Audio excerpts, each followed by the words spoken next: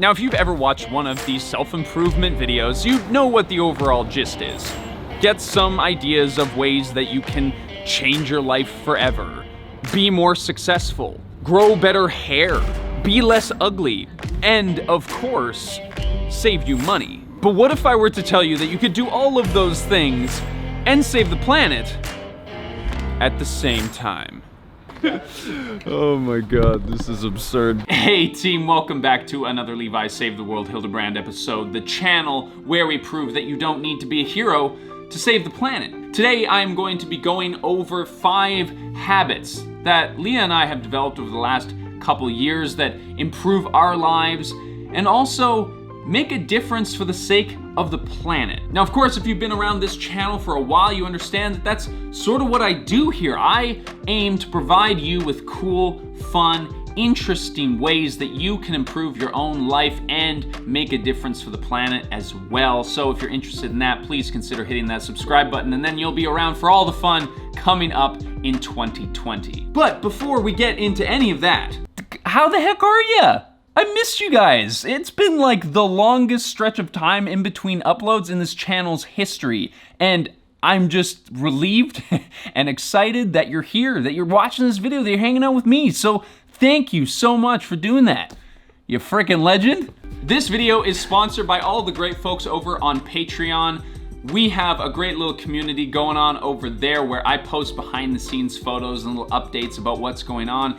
And I have a monthly secret podcast where I update peeps on what's going on with the channel, my thoughts on daily events specifically around the environment, and I answer a lot of your questions. So if that's interesting for you, of course, there's a link down in the description to check that out. But first, let's get into the tips for today's video. Number 1, wake up early. Now, while this first tip might not seem like a silver bullet for all of our environmental problems, bear with me here, because without this first tip, all the rest of them become a lot harder to accomplish. No, we are not jumping on the 5 a.m. wake up challenge like all of these other YouTubers. We're just saying wake up at a reasonable time in order to prepare yourself for the day ahead. This time in the morning gives Leah and I a chance to connect with one another and recap on what we're going to be doing for that day, but it also sort of sets the foundation for all of the other tips that you're about to hear of in this video. The first of which, as usual, is breakfast.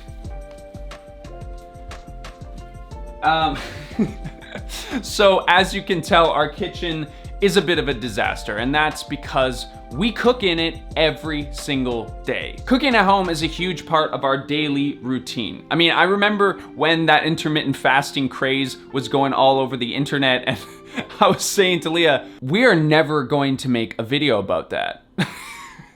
We love breakfast and lunch and dinner and snacks, and we cook most of those things here in this kitchen. Now, there's a bunch of reasons why we cook at home, and we've broken all of them down in a video called What We Eat in a Day, which I'll link up above here. But I wanna cover a few of those points here in this video.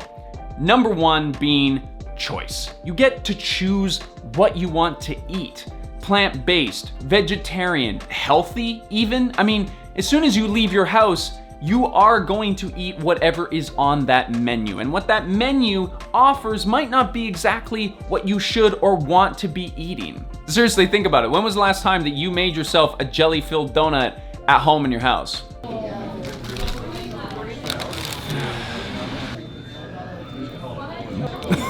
This is the weirdest thing I've eaten in a very long time.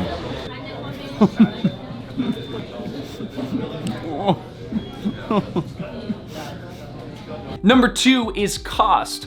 I don't know where anyone got this idea, but some people seem to think that it's just as much money to eat at home as it is to eat out, and that is just not true. You just have to do a simple cost breakdown analysis of a particular meal to see that eating at home is always going to be more affordable. But I get it, we aren't all perfect.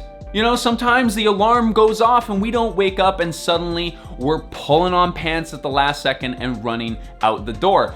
And that probably means we're gonna have to pick up something on the way. And that probably means that that food is going to be wrapped in an unnecessary amount of packaging. And this is where number 3 comes in.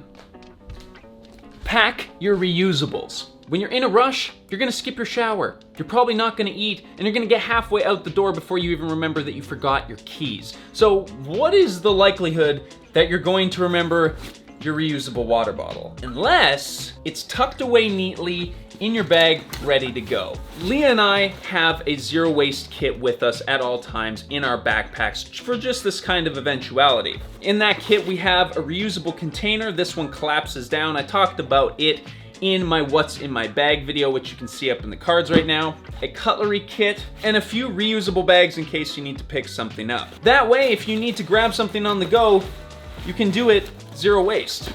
Number 4, our daily commute. One of the biggest ways that Leah and I save money and reduce our impact on the planet is commuting to work. And that's because we don't own a car. We exclusively get back and forth around town on foot or by bike or using a car share service called Moto. Now, we are coming up on 1 full year of not owning a car, and we have saved over $6,000. In fact, there's an article that I referenced in a previous video that states that Canadians underestimate their yearly car costs by up to $4,000. So if you're interested in seeing a full video breakdown where Leah and I explain what it was like and what it costs to live without a car in Canada, check back in 1 month's time to hear all about that. Number 5, read books. Now, as a stereotypical millennial with an overinflated sense of self-importance and a decimal point in his Instagram follower count, I have to be extremely careful on how much time I spend on social media. One of the best ways that I've found to deal with that addiction is books. This alternative reality gives you the same satisfaction that you're craving with social media, escaping to another planet, but it doesn't come with all of the psychological taxation of comparing yourselves to others and being constantly reminded that our world is crumbling into the ground. Now, you might be wondering, okay, Levi, how does this relate to saving the planet? Well, you might not buy something every single time that you see an ad pop up on the side of your browser, but it does reinforce this idea that we are constantly in need of more stuff. So instead of being constantly tuned in, I am trying more and more to tune out with a great book. The 2 titles that I'm working on right now is Mr. Pip by Lloyd Jones. It's a really quick, really easy fiction read that I use to just relax. And then I'm reading We Are the Weather by Jonathan Safran Foer. This is a non-fiction book that I use to educate myself about the things that are going on in the world without having to read them like headlines on Twitter. Follow me on Twitter.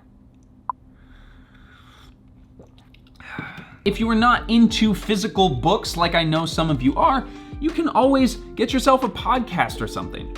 I love the Savage Lovecast. What? The Savage Lovecast is the best. Okay. Dan Savage, Dan Savage. Leah loves the Savage Lovecast by Dan Savage, which is an option that you can look up. And if you're interested in something similar that's from your boy here, Mr. Levi Hildebrand, I'm over on Patreon, as I mentioned at the beginning of this video, with a secret monthly podcast where I break down some of the behind the scenes of what I do on this channel. I answer some of your questions, and I get a little philosophical about the state of the world and the challenges that we are facing. If you are interested in that, I will leave a link down in the description for you to check that out. In the meantime, I want to thank you for taking the time out of your day to watch this video, to spend some time with me, because I really appreciate that. I've got a whole bunch of really exciting videos coming out this year, and if you haven't already subscribed, maybe you should do so and ring that little bell so that you get notified the next time that I upload something awesome. But until then, thank you once again, and we will see you in the next one.